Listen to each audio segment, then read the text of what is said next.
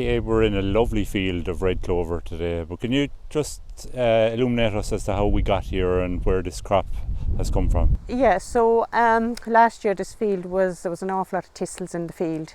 So then we decided to do something about it. For the first time ever, we actually put in a Redstart.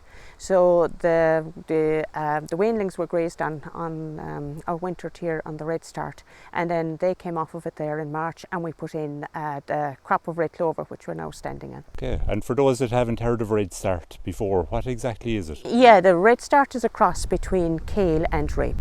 Kale and rape, yeah. And can you just advise maybe on how you went about obtaining the Redstart seed, and maybe for an organic farmer? Yeah, I suppose, look, the Redstart can't be got organically, so that seed cannot be got. The first and the most important thing you do is that you get a derogation prior to the seed arriving on your farm. Then after that, once you've got your derogation, you can order your seed. In my case, I ordered it through Dairy Gold Duff, and it arrived here then on the farm and put it in. And what time of year, for those that aren't aware, what time of year would be suitable for sowing? Yeah, well, this year now I put it in June. Last year went in that little bit later in July, but I think you have up until early to mid-August to put it in. Okay, for those that aren't aware, how would you actually go about sowing, or how did you sow the crop? Yeah, I suppose maybe the previous autumn I would have put farmyard manure. Yes. Then lime would have gone out in the spring.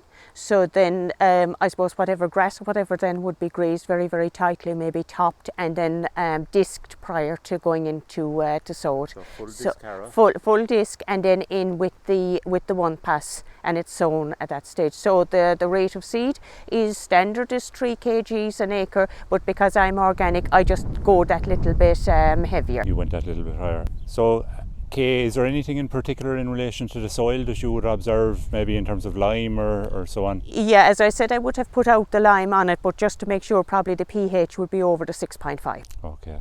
And can you just advise maybe some of the do's and don'ts about feeding Redstart? Yeah, I suppose the most important thing is not to go in and graze, I suppose, maybe too soon.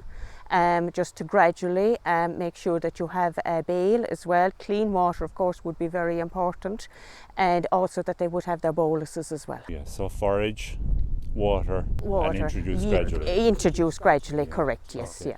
So, Kay, what animals did you graze the Redstart with last year? So last year I had the weanlings on, and then I had the finished cattle on as well. Very good. And when did they start and finish grazing? Yes, so they would have come on in November and finished in March. Just as the Redstart had come to an end, they finished at that stage. Brilliant. And what weights did they do? So the heifers would have made 1.19 or gained 1.19 kgs a day, and the males were about 1.12 a day. Very good. Were you happy with that yourself? Yeah, very happy with it, yeah. So there's no need to feed any ration or anything. So, you just feed the Redstart and a bale as well. Super. And when you say a bale of... A bale of silage, correct. Brilliant. And did you give them any mineral supplements? Yeah, correct, yeah. A bolus would be very important prior to they going on to Redstart.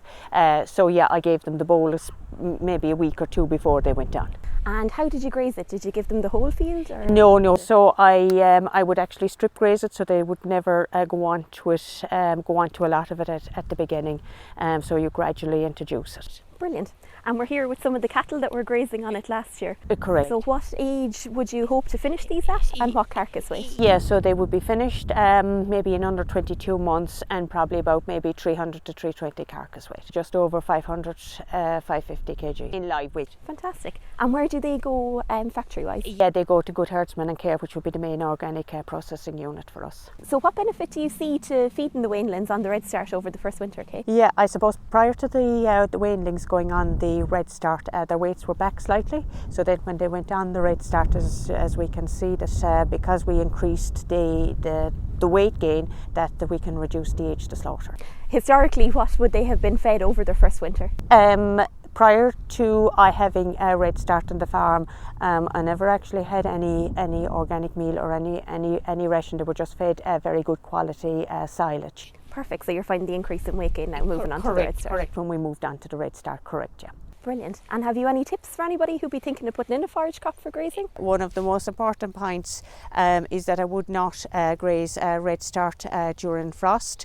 And the second thing is that not to graze Redstart after it flowers.